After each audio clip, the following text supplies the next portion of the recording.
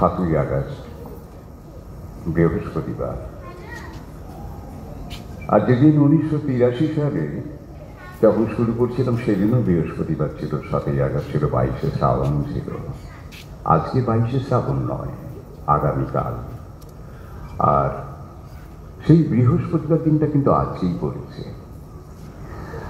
তা আমাকে বুদ্ধজীবন বাবু, তখন তিনি কৃষ্ণনগর কলেজ, তারপর গেলেন মহসিন কলেজ, তারপর উনি প্রেসিডেন্সি চলে গেলেন। প্রশান্ত ঘোষ, সেই 1980 সালের কথা আমি বলছি, যখন চুঁচুড়া আবৃত্তি সংসদ নামে পিপুল পার্টির মোড়ে পাশে তখন ছিল চুঁচুড়া আবৃত্তি।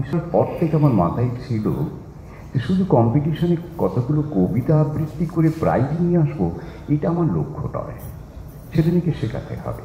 তখন খুবই একেবারে আমরা খুবই অল্প বয়স্ক।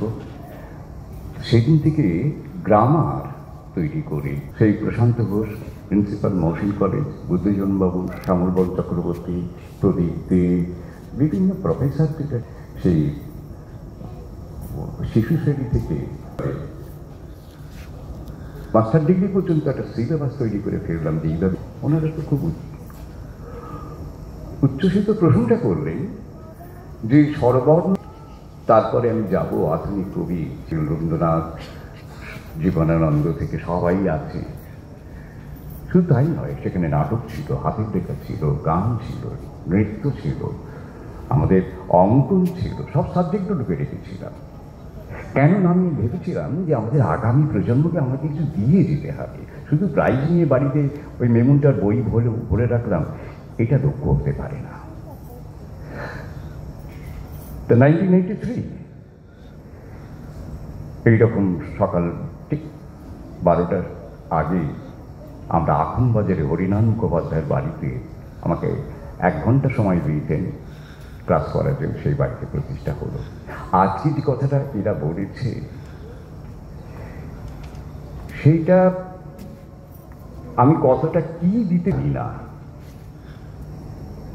আমাকে, তাই যে তুমি ওই কাস্ট হিসেবে বলেছি, তুমি ব্রাহ্মণ, তুমি দান করবে, গ্রহণ করবে না। আমি আজ পর্যন্ত কোনো পয়সা নিইনি, যেটুকু নিয়েছি সেটুকু কিন্তু আমার এই সংস্থায় সেটা অ্যাকাউন্ট ফর করে, সেটাকে অডিট করি, তার সমস্ত কিছু রক্ষণাবেক্ষণ আমি করি না, বডি আছে, তারা করে, ট্রেজারার করে, সেক্রেটারি করে, তারা করে।